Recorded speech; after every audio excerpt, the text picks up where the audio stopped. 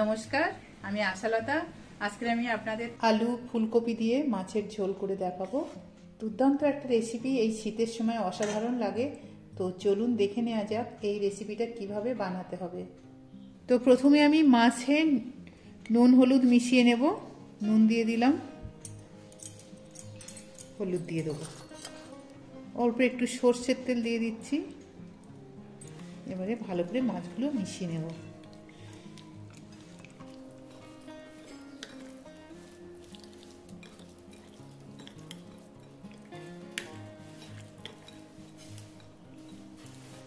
চলুন এবার আমরা মাছটা ভেজে নেব। এবারে সর্ষের তেলটা গরম করে নেব, মাছগুলো ভেজে নেব।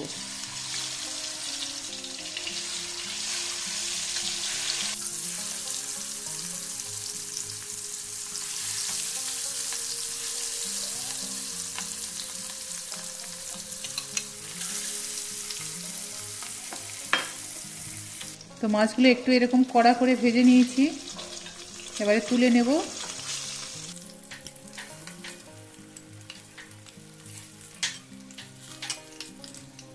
এবার আমি এই তেলের মধ্যে দুটো মিডিয়াম সাইজের আলু নিয়েছি কেটে, লম্বা লম্বা করে এটা ভেজে নেব।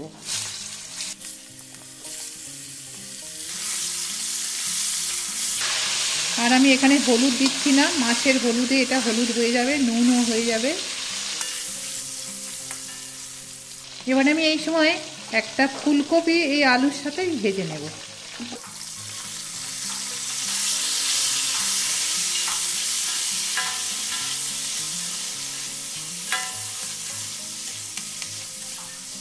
এবার আমি একটা মশলা রেডি করে নেব। এখানে আমি আদা নিয়েছি আর জিরা আর শুকনো লঙ্কা, এটা আমি একসাথে বেটে নেব। আলু আর ফুলকপিগুলো ভাজা হয়ে গেছে, এবার আমি এটা তুলে নিচ্ছি।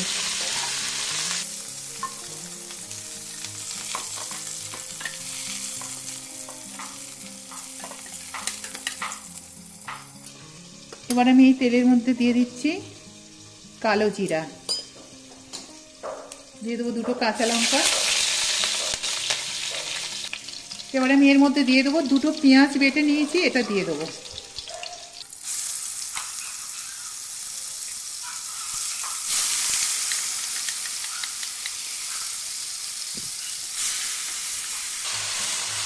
ভালো করে পেঁয়াজটা ভেজে নিতে হবে। এবার এই আদা জিরা এটা বেটে নিয়েছি, লঙ্কা এটা দিয়ে দেবো।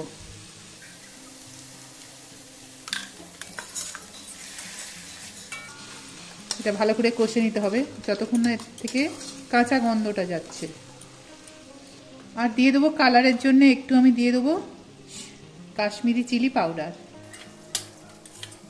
এবার আমি দিয়ে দেবো এখানে একটা বড় সাইজের টমেটো বেটে নিয়েছি, এটা দিয়ে দেবো। এই সময় নুনটাও দিয়ে দেবো স্বাদ মতো,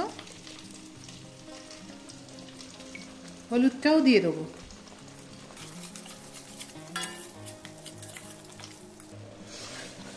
মশলাগুলো ভাজা হয়ে গেছে, দেখছেন এর থেকে তেলও ছেড়ে দিয়েছে, কাঁচা গন্ধও চলে গেছে। এই সময় আমি একটু দিয়ে দেবো চিনি দিয়ে দেবো। ফুলকপির তরকারিতে একটু চিনি দিলে ভালো লাগে খেতে। আপনারা যদি পছন্দ না করেন নাও দিতে পারেন, তবে একটু চিনি দিলে 1 টিস্পুন চিনি দিলাম।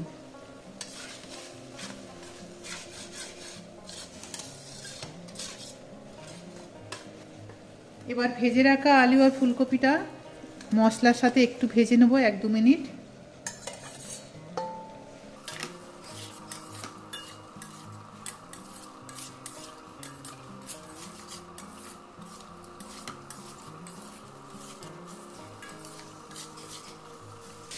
এটা আমি 2-3 মিনিট ভেজে নিয়েছি, এবারে আমি জল দিয়ে দেবো।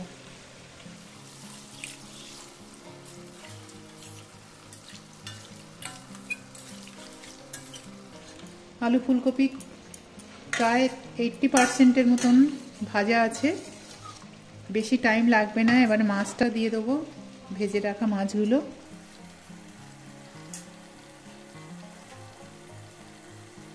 দু 3 মিনিট এটা ফুটিয়ে নিলে হয়ে যাবে। এটা হয়ে গেছে, একদম রেডি হয়ে গেছে। আলু টালু খুব সুন্দর সিদ্ধ হয়ে গেছে। এবার আমি নামানোর আগে দিয়ে দেবো একটু ধনে পাতা আর একটু কাঁচা লঙ্কা।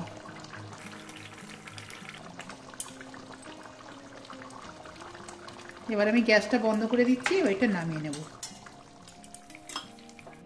তো ঠিক এইভাবে আপনারা আলু ফুলকপির রেসিপিটা বানাবেন। আর এই শীতের সময় এটা খুব সুন্দর খেতে লাগে ভাতের সাথে।